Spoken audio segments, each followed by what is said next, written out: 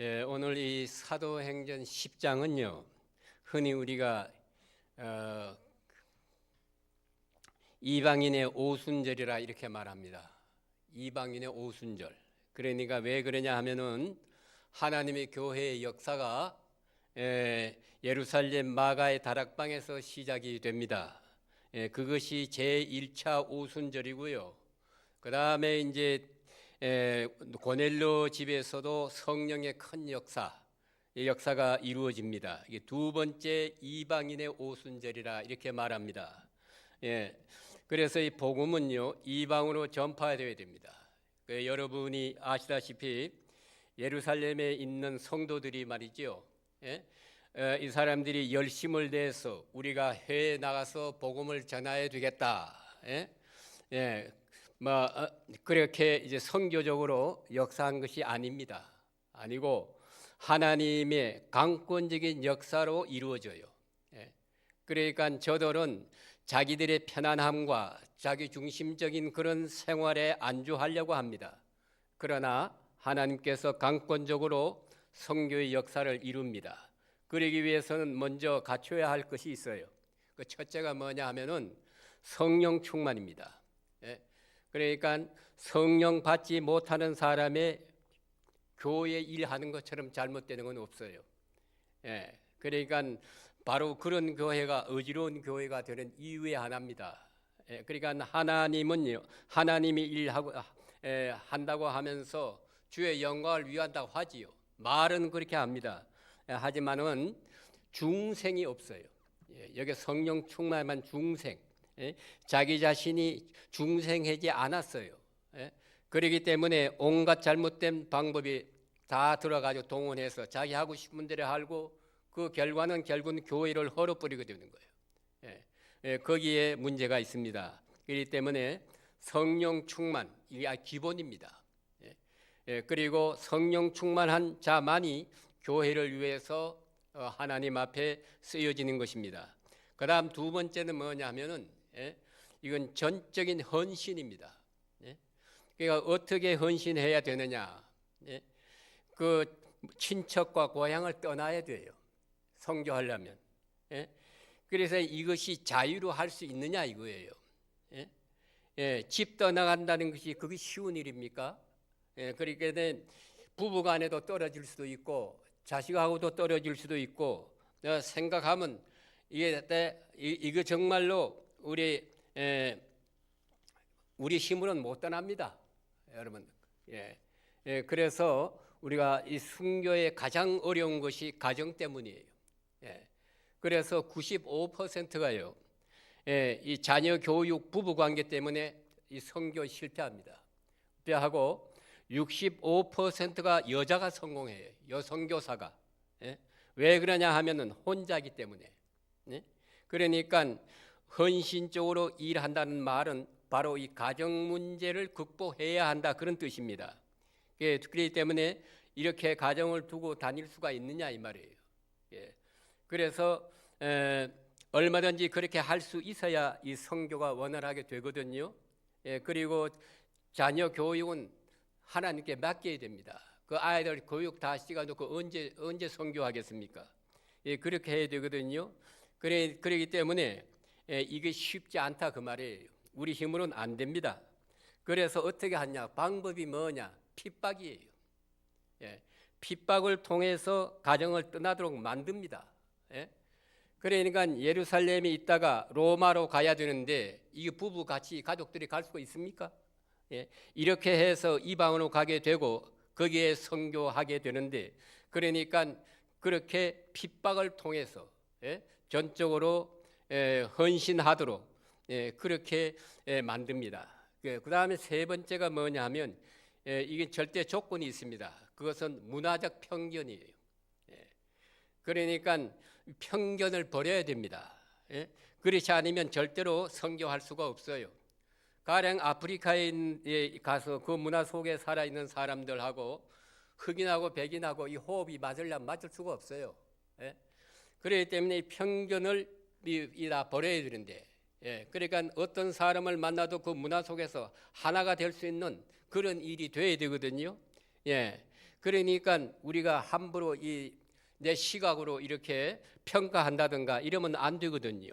예, 그렇기 때문에 우리가 필요한 문화 속에 사는 거거든요. 그러면 어떻게 해서 이 편견을 깨뜨리겠느냐? 예? 하나님께서 이것도 핍박을 통해서, 그 흑인과 백인이 죽도록 관계가 악화되는 관계인데, 나쁜 관계인데 이걸 어떻게 하나로 만들어요? 그게 방법은 없어요. 핍박을 통해서. 그래서 하나가 되게 하는 것입니다. 그리고 또 하나는 사건이 이루어져야 돼요. 뭐 책상머리에 앉아가지고 연구하고 뭐 명상하다가 그렇게 하는 게 아니거든요. 무슨 계시를 받아 하는 것도 아니에요. 어떤 사건이 계기가 동기가 되어야 됩니다. 그래 강권적으로 그렇게 이렇게 역사했어요. 영적인 것이니까 오늘 여기 보면 베드로께 계시를 주어요. 예? 뭐라고 주느냐? 너는 묻지 말고 먹어라. 묻지 말고 먹어라. 그러니까 속되다 하지 말라. 이게 무슨 말입니까? 편견을 버리라 그 뜻이에요. 그러니까 속되다 하지 말아라. 그리고 고넬료 집에서 또 사람이 왔다 말을 듣고 아하 바로 이제 이게 계시구나. 따라서 이제 이방 사람의 집에 고넬료의 그 집에 그 사람이 원래 군인이 아니에요. 백부장인데 그 집에 이스라엘 사람으로서 도저히 들어갈 수가 없어요. 그 풍속이 그렇습니다. 그러니까 가까이 해서도 안 돼요. 이스라엘 사람하고 이방 사람하고 가까이 해서도 안 된단 말이에요. 그럼에도 들어가서 대접을 받고 그리고 그 집에서 복음을 전하고 세례를 받고 세례를 주고 이렇게 해서 이제 거기 이제 이방인의 오순절 큰 기적적인 역사가 나타나게 됩니다. 그러면 하나님께서 이같이 역사하셨다 하는 것이지요. 고넬료를 그리스도인으로 만들기 위해서 이방인의 선교 증인으로 쓰게 하기 위해서 고넬료에게 계시를 주었고 또 베드로에게 계시를 주었습니다. 그러니까 쌍방 계시를 주었어요. 두 사람이 만나서 이제 만나게 해 주었다 하는 것입니다. 둘 다 계시를 받았어요. 그래 그에 대해서 둘 다 순종을 했어요. 오늘 말씀에 대해서 우리 순종했다 이 말이에요. 하나님 말씀을 순종하는 사람이 만나면은 하나가 돼요. 그러니까 우리 하나 되는 것은 성령 받은 사람, 거듭난 사람은 이 금방 만나도 이 하나가 됩니다. 중생한 사람이 만나면 반드시 하나가 되게 돼 있어요. 돼 있고 만약에 이렇게 중생되지 못한 사람은 의견이 하나가 될 수가 없습니다. 깨지게 되고 분열하게 되거든요. 전혀 이름도 성도 모르는 사람이지만은 이거는 계시를 받은 고넬료 또 계시를 받은 베드로 생전 처음 만난 사람이에요. 그런데 한평생 지낸 사람보다 더 가까워 금방 하나가 되는 역사가 이루어지는 것을 볼 수가 있습니다. 그래서 이제 베드로에 대해서 조금 우리가 생각해 보려고 합니다. 이 베드로 여기 무두장이라는 말은 쉽게 말하면 피장이 또 쉽게 말하면 뭐냐면 백정. 짐승을 잡는 사람 백정이라고 그러잖아요. 그 집에 베드로가 거기 있었어요. 벌써 거기에 베드로가 있었다 하는 자체가 편견을 깨뜨린 거예요. 아하, 이 사람이 예수를 믿고 그래서 그 집에 가서 베드로가 들어가 있었단 말입니다. 그리고 그래 이스라엘 사람들이 그 풍속에는 이런 그 피장이 같은 백정 같은 이런 사람, 죽은 시체를 만지고 이런 사람은 아주 거부 반응이 자동적으로 거부 반응하게 돼 있어요. 그게 그런 규례가 돼 있습니다. 백성들이 죽은 시체 만지는 것이기 때문에 그 규례에 의해서 어긋난다. 그러니까 우리 민수기 같은데 여러분 보시면은 이렇게 죽은 시체라든가 또 그리고 짐승을 만지다든가 하면은 그 불결합니다. 그런 거로 오늘 이 그 무두장이 집에 이 피장이 집에 그런 직업을 가진 그 피장이 집에 베드로가 들어가 있고 벌써 이스라엘 사람들이 상대할 수 없는 그런 사람인데도 그런데 아마 아마 그가 예수를 아마 믿게 된 것 같아요. 믿고 베드로가 거기에 있는 겁니다. 이건 아주 중요한 의미를 가지는 것입니다. 그래서 이것으로부터 벌써 벗어났어요. 편견으로부터. 그 다음에 오늘 본문에 보면은 이스라엘의 식사 문화를 지금 말합니다. 이스라엘 사람들이요, 식사 문화가 아주 까다로워요. 그 사람들은 채소하고 고기를요, 한 접시 다 못 담습니다.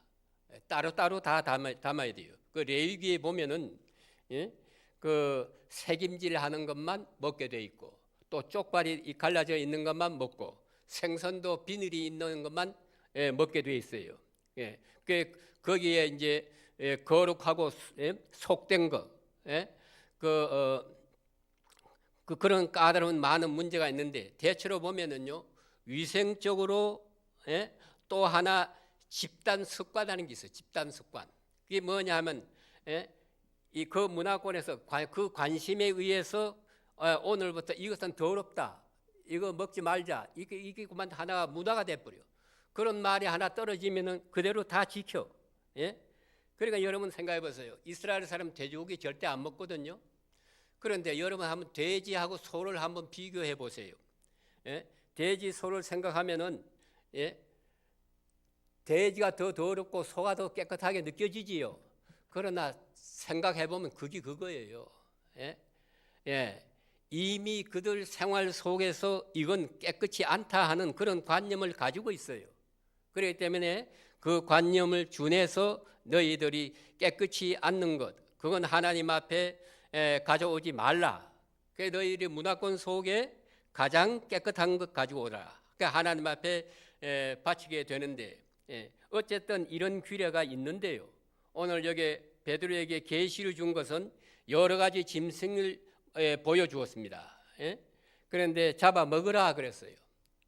베드로의 말이 못 잡아 먹습니다. 못 먹습니다. 나는 그런 거 안 먹습니다. 하나님 말씀이 내가 거룩해 한 것을 속되게 하지 말라. 다른 말로 말하면, 조금 비약해서 말하면은 내가 사랑하는 자를 미워하지 말라, 그 말도 되는 거예요. 내가 좋다면 좋은 거야. 너가 왜 비판하고 있느냐? 내가 거룩하다 하면 거룩한 거다. 너가 왜 속되다고 하느냐? 내가 사랑하는 자를 네가 사랑하라. 내가 구원하고 싶은 자를 네가 구원하라. 여기에는 이 어떤 편견도 있을 수가 없습니다. 없고 잡아먹으라 그랬거든요. 그런 얘기입니다. 그래서 이런 이상한 계시를 보고 있는데 고넬료 집에서 사람이 왔대. 고넬료 집에 사람이 왔다 하는, 그러니까 내가 지금 계시 받고 있는 것이 바로 이 뜻인가 보다, 이렇게 생각하고 그 초대하러 왔다는 소리 듣고 결국은 우리 주인이 우리 베드로 당신을 초대하라 해서 왔습니다. 이러니까 바로 이 계시가 바로 이 뜻이구나, 그렇게 느끼고 그렇게 깨닫고 그 현실 속에 접하게 되는 것입니다. 그래 가자 하고 가는 거예요. 고넬료 집에 이제 가게 되는데 그건 이스라엘 풍속에서는 안 되거든요. 그러니까 편견으로서는 불가능한 일입니다. 분명히 말씀하셨어요. 잡아 먹으라. 하나님께서 거룩한 것을 속되다고 하지 말라. 그러니까 하나님의 사랑하는 자이면은 네가 또 사랑해야 되기 마땅하지 않느냐? 하나님이 좋아하는 일이라면 네가 좋아해야 할 것이 아니냐? 어째서 비판하느냐? 내가 무엇으로 비판하느냐? 그건 잘못된 것이다. 그래서 이것이 하나님의 뜻이라면 내 모든 편견을 깨끗이 버리고 그리고 그냥 따라가게 됩니다. 그런데 사람들이요, 자기 편견으로 하나님의 뜻을 비판해 버리거든요. 자기 조금 무슨 아는 지식을 가지고 하나님의 크신 뜻을 이렇게 거역하는 겁니다. 거기에 문제가 있습니다. 오늘 이 베드로가 이것을 안 먹겠다고 하는 것, 그것도 성경에 있는 것이거든요. 그게 없는 게 아니에요. 그런 게 먹지 말라 그랬어요. 성경이 먹지 말라 그랬습니다. 분명히 레위기서에 보면은 그렇게 말씀하셨어요. 그러나 오늘은 아니다, 이 순간은 아니다 이거예요. 내가 거룩히 한 것 내가 속되다 하지 말라. 내가 구원하고자 하는 사람, 하고자 하는 사람, 내가 사랑하는 사람, 내가 비판하지 말아라. 그런 말씀입니다. 여기에 우리 창조의 원리를 생각해야 돼요. 깨끗하게 하는 것은 하나님께서 하시는 것입니다. 그래서 스스로 속된 것은 없어요. 여러분 로마서 14장 14절에 한번 보세요. 거기 보면은 스스로 속된 것은 없다 그랬어요. 그러니까 만물이 다 깨끗하고 스스로 끄리낌 한 것이 없느니라 그랬어요. 그러니 그런 거로 결론은 이렇습니다. 믿음으로 쫓아 아니하는 것은 이게 다 죄입니다. 오늘도 여러분 믿음으로 이 자리에 나왔어야지. 그냥 내 힘으로 나왔으면 이것도 하나님의 말씀에 맞춘 게 아니에요. 그렇기 때문에 우리는 무슨 일을 해도 순간순간 믿음으로 이렇게 해야 됩니다. 믿음으로 하나님의 뜻을 쫓아가야 돼요. 믿음이 아니면 믿음 안에 있으면 다 거룩한 거다. 오늘 하나님 말씀 결론이 그거예요. 믿음에 다 거룩한 것이다. 믿음으로 하면은 모든 게 다 거룩해요. 그러니까 여러분들 하나님이 믿음으로 하는 걸 하나님 기뻐하신다 그랬잖아요. 그러니까 여러분들 무엇을 해도 믿음으로 해야 돼요. 믿음. 그러면 하나님이 깨끗하게 하신 것, 내 편견으로 속되다. 이래 어리석은 그런 말을 해서는 범하면 죄를 짓게 되는 거예요. 그러니까 오늘 또 여러분들 우리가 승리하는 비결은 믿음으로, 기도해도 믿음으로, 말씀을 해도 믿음으로, 사람 만나도 믿음으로, 모든 것을 믿음으로. 오늘 순간 하나님 저 사람 나 만나게 해주셨다. 믿음으로. 내가 어떻게 행동을 취해야 되겠는가.